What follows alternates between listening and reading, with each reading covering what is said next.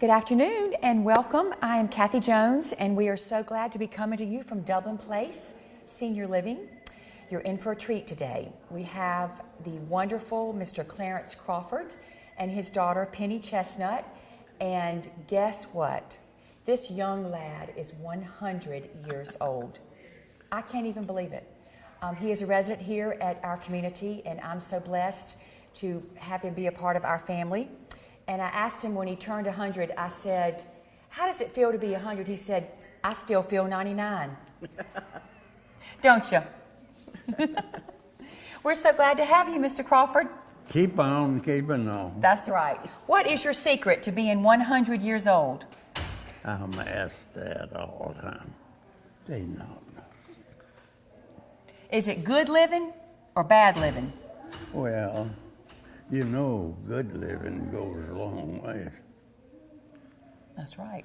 Don't differ what you do. Good living would be with a secret, I guess. Are you going to share that secret with us? Do what? Now, I'll tell you what it is. It's good living and bacon grease and all your vegetables. That's how he has just eaten bacon grease with everything. So all that's his the life, secret. and Just that's keeps how you he's oiled lived. up and ready to go. That's right. Keeps you real slick. Well, I understand you had 7 brothers and sisters, Uh-huh. and several of them lived to be over 100. Is that right? Oh, what? Did several of your siblings live to be over 100? Mm-mm. Just one I know of. Okay. It lived to be over 100. She was like 102. 102. Wow. You got good genes, Penny. Right at that, yeah. Yeah. Well, you were born in North Carolina. What part of North Carolina? Franklin, North Carolina, up in the mountains, you know. And the creek come down, you know. Did you ever see the water, how it twinkles on the rocks? Yes, sir. Coming down through there. Well, that was our line against the government lands, you see. And we farmed out to the creek. And that was, What did you farm? well, corn and peas and beans. We had good luck with beans, cornfield beans. They good. Nothing better. See, Daddy said that they raised all their food and they were just really poor. And he said when the Depression hit, it was years before he realized there was really a depression because nothing changed. He was just as poor as he ever was. There was no difference. No difference. Well, I know that you are a true American hero. Huh? And I wanted you to tell everyone about your experiences during the war. Yeah. Tell them the story. Whoa. Tell them the story about finding all the money in the horse cart. When you found all the German money in the horse cart with the mules. Oh, yeah. that there was, golly, me and them. You see, they had me in charge of 10,000 rounds of ammo. That's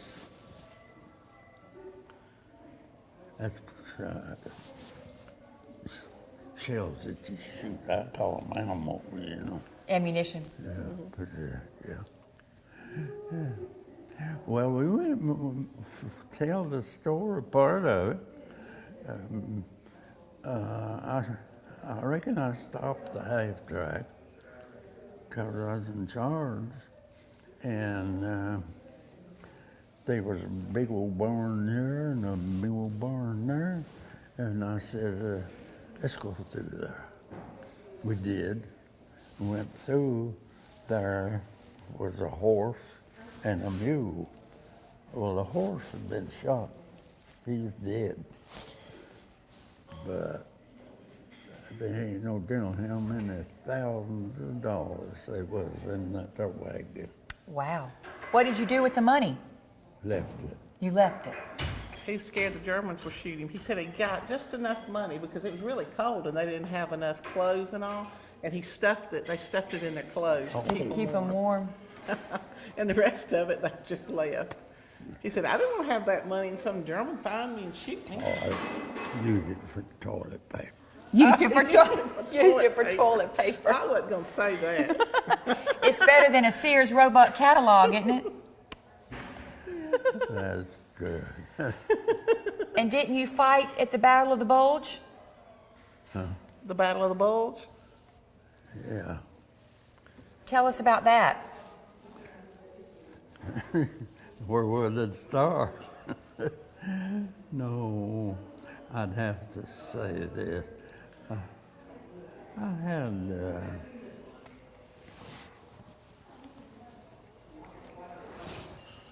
I told you about this, about meeting the woman, you know, and there wasn't nobody but just me standing in Paris, France. Now, I was standing there alone because they told me, and I went back down there, said, you can't get nothing on just what Red Cross got. Well, sure enough, it was that way. But I went out on the street, and never I went out on the street, there wasn't nobody to meet. So after a while, I heard the voice. It was a little woman, and she wanted me to go over there, have supper. I did, and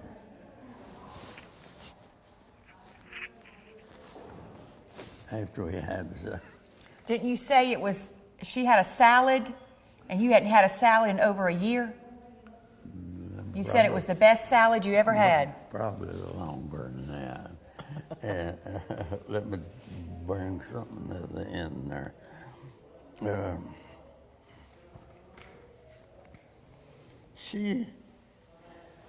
This little lady come up behind me and just left me and her.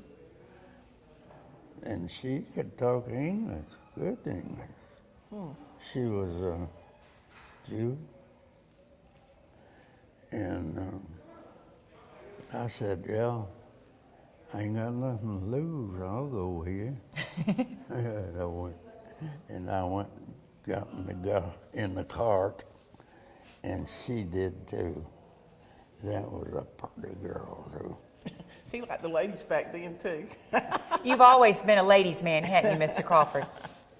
We know that true to be here as well. Now, he was also in the Battle of the Bulge and at the beaches of Normandy. Don't scatter it out too much. You were on the beaches of Normandy? Yeah, Oh, wow. I wasn't the first in the land though.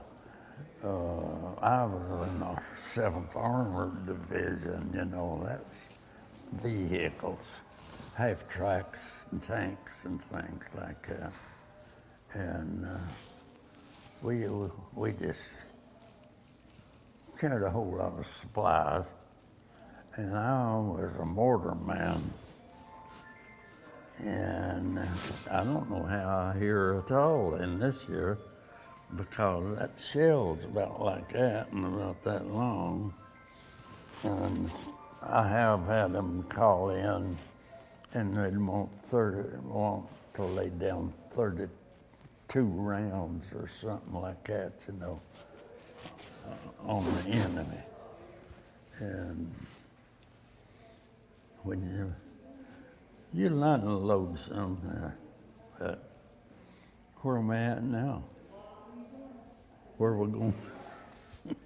Well, I also understand that your brother was in the war at the same time. Oh, and yeah. tell everyone the story about how you ran into him and didn't know he was there. Yeah. Well, I heard that he'd come over there. He'd been in the service before I was, but he was in a supply outfit, you know, and they was supplying us with supplies.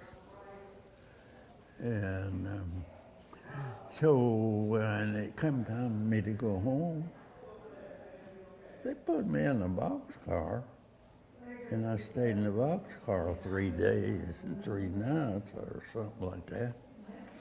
And they just stopped every once in a while, 2 or 3 times on that journey. We got to go to get something to eat. Not very often, though. And so where did you see your brother? There. Well, when I went down there to Lamar, France, to come home, you see, the ship had come in for me to get on to come back to the United States. Well, I had stars. What did they call it? Stars or something. No, I had 7, and my brother, he just had 5 or 6, something like that. Yeah. So I went down there to get my duffel bag. I picked it up and I raised it up like that, and just took a step. Golly, I was that close to him. And you didn't even realize it. I bet you were so excited to see him. And my daddy, I'm getting off the line now.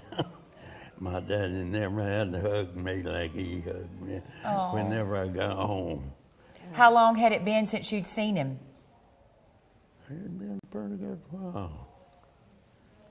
I don't know. About 2 years, I guess. Really? Or maybe, yeah. Wow.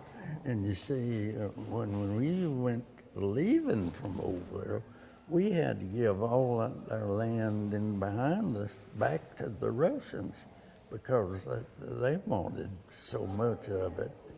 We had taken it, but the Russians wanted so much, and so the Americans gave them so much back. Well, I know that was a hug that you cherished, seeing your daddy after 2 years. That's a long time. No. Do what? I said, I know that was wonderful, hugging your father after being gone for 2 years. And his daddy was 7 youngins, and Wow. he didn't have nowhere to shake me.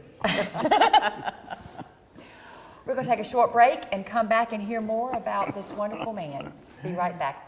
Travis's professional carpet cleaning services has been providing constant and quality carpet care for more than a decade. Call Travis's for expert cleaning and restoration of your carpet, tile, grout, upholstery, and more. Travis offers residential and commercial services in order to make your home or office a cleaner and healthier environment. Travis's professional carpet cleaning services, a leader in Lawrence and surrounding counties for more than a decade. Call now at 278-4373. We are right now standing in the Thompson building, which Bank of Dudley's acquired recently, and the process of remodeling. Proud to be have hangers as our customer, and it's been a good relationship. I've been doing business with hangers cleaners for a number of years. Give great service, do a great job, makes an old guy like me even look good. Hangers Cleaners for your professional dry cleaning and laundry. Your neighborhood cleaner that cares.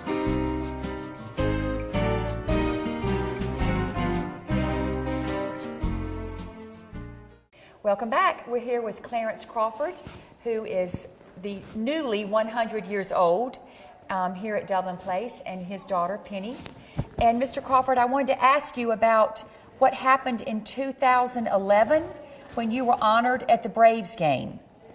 Yeah. Tell me about that. Tell me what happened. How'd that all come about? Well, they just, somebody got in with, Operation Homefront. yeah, and Penny, what is Operation Homefront? It is a group that honors those that are now at home and the veterans, and it's a wonderful organization. I mean, they treated Daddy royally, And my nephew is the one that found out about it. He just knew that Daddy loved the Braves, and he was a World War II vet, so he just wrote.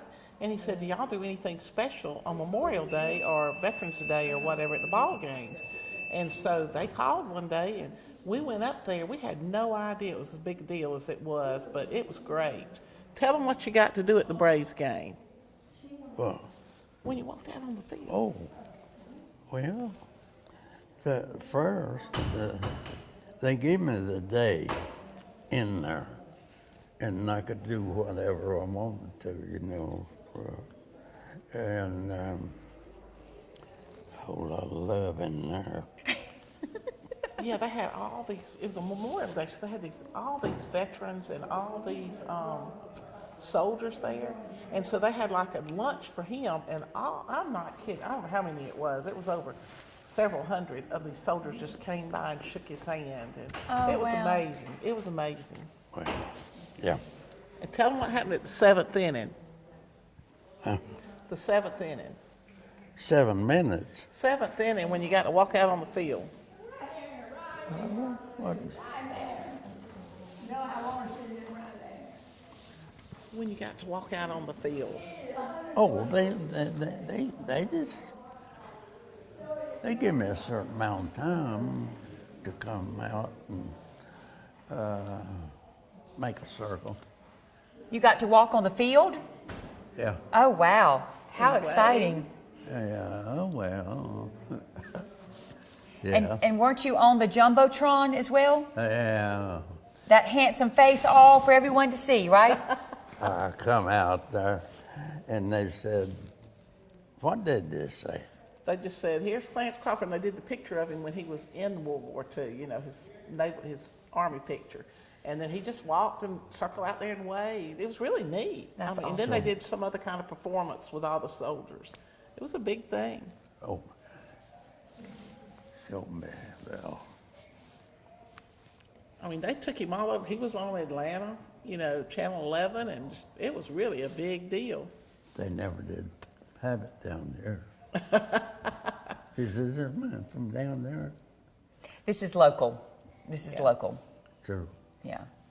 Well, what an honor. I mean, that's well deserved, but I know that was exciting, especially being such a strong Braves fan, loving the Braves so much. Do you still watch the Braves? I can't see much, you see. I watch them some. Well, I know when I come into your room. This television here is the clearest one in here, I think. So I come and I sit there in that chair with my feet up and that and watch whatever. They gonna have a good year this year, you think? Huh? Are the Braves gonna have a good year this year? Well, I don't know. You see, if I could see like I used to see, I could tell you something about it. Okay. Well, I'll check in with you later and find out.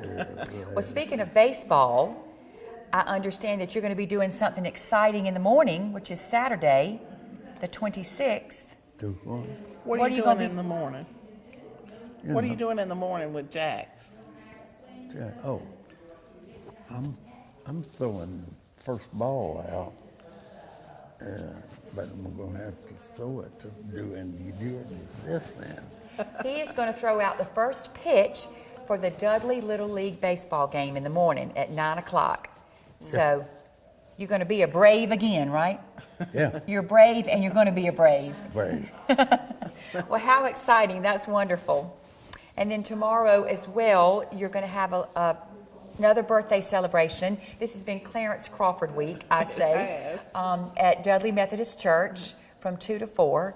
And all your friends and family can stop by and say hello. Yeah. Yeah. How's some? Yeah. Well, what does your dad mean to you, Penny? I know what he means to us. We just are all so blessed to have him as part of our family, and he just brings a smile to my face every time I see him, and we're just so blessed. So what has it been like to be his daughter? He is a great guy. man, I wish I could have prepared for this. He is just a great guy. He, you know, he's not a man of a whole lot of words, but when I think about how he's struggling, what he's done, you know, he sent both me and my brother through college, and you know, Daddy never really had a lot, but somehow he just sacrificed. His family meant a lot, and he sacrificed. He's a good guy. He didn't just sacrifice for his country, he sacrificed for his family. That's right. And he loves his family. I mean, that's something he talks about all the time. And you have you have a Penny, then you have a son, Chris, then you have 4 grandchildren and 4 great-grandchildren. Is that right? Yeah. And they're all precious. We love when they come out here and visit us. So Yeah. I know family means so much to you. So we're can you tell us about the medals that you received during the war? I know we're going to show a picture of them, but what medals did you receive while you were in the war? Well, to prove it, I can show them up here. I've got the medals. The man yesterday looked at them. It was here. And he took a picture of a golf cart. But what are they medals for? There's never been but one person that really explained them to me. He just got You just got them, and just because you're such a wonderful soldier, right? Your friend and mine, that lady that the dentist is off, dentist's wife. What's his name? Oh, Dr. Whittle's wife. Oh. Used to be here. Lynn. You know she worked there. Lynn You Whittle. know, Yeah, she researched them and told me what all they were. My nephew knows all about them. Okay. Yeah, Well, He got different she medals for told me each that battle. she told me never moved down there. Now she didn't just tell me. She told a whole bunch of people. Says in there where the kitchen is, says right in there is where I'll be a cooking so and so. She just talking. You know. well, you told me a story about how you almost got a Medal of Honor. Yeah. Do you want to tell everybody that story? It's ugly. They come down there. We were still in combat. And they come to me, said, "You're being put in for a Medal of Honor." I didn't know what he was talking about because I didn't know about Medal of Honor. And a week or two maybe, he come back. He said, "I'm sorry, it's come back, a Medal of Honor, but you're not going to get it." So it didn't matter to me much because it was just something happened. Well, you deserved it in my book, my eyes. So, anyway. Well, Well, I just want to say what an honor and a blessing it is to have you as my friend. And we're so excited to help celebrate your 100th birthday. And here's to 100 more. yeah. Good. Thank y'all so much for joining us.